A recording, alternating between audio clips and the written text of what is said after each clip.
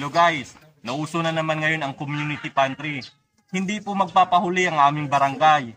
May mga good Samaritan po dito na nagtulong-tulong, makalikom na mga gulay, mga pagkain para sa mga nangangailangan. Salamatan po natin ang mga grupong ito. Tumulong na rin tayo. Samahan nyo kami. Tara!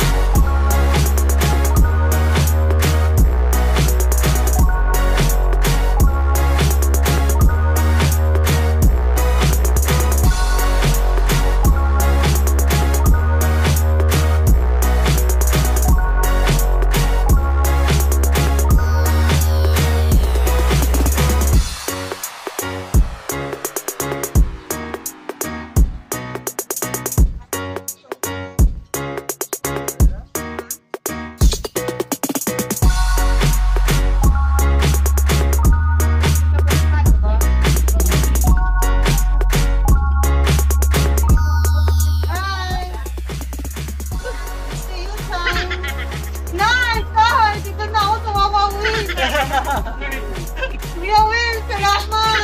Pag yung tuyo, nabasa, tuyo pa rin ba? Edi, let's tuyo. Basta tuyo pa rin eh.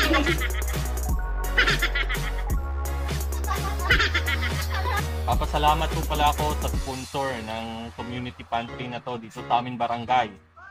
Maraming salamat kina Clotilde May Villacorte, Abigail Duligis, Terence Paul Otico, Jinky Victoriano, Jimilyn Barrientos, Sheila Calapillo, Grace Alejandro, Lani Di Poyart, Aling Bundok, Rosa May Vigo, Evelyn Balyenas, Joy May Talusay, Jan Ralph Vicente, Aladin Rutini, Miguel Rotenis, Rayming Stone, Iscanilla. Maraming salamat din po kina Camille Sarsa, Sheila Calapillo.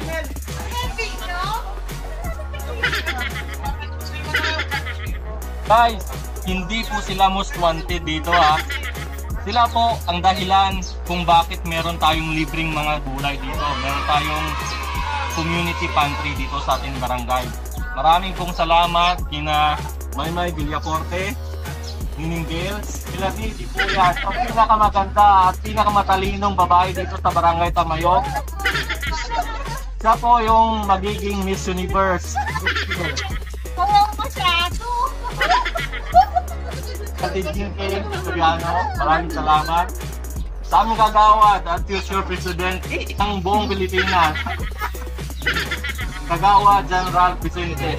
Sa aming Barangay Nutrition Scholar Staff, Grace Alejandro, maraming salamat. Sa oras ng pangangailangan, huwag nating kalimutan na ang Diyos ay lagi lang nandyan. Dapat lahat po tayo ay magtulungan nang wala nang mahirapan sa ating mga nasa takutan. Pero mga kababayan, huwag po tayong umabuso at huwag lang po tayo basta umasa sa bigay ng gobyerno at ng mga tao na may mabuting puso. Dapat din po ay magsumikap tayo para sa ikauunlad ng sambayanang Pilipino. Maraming salamat sa panonood.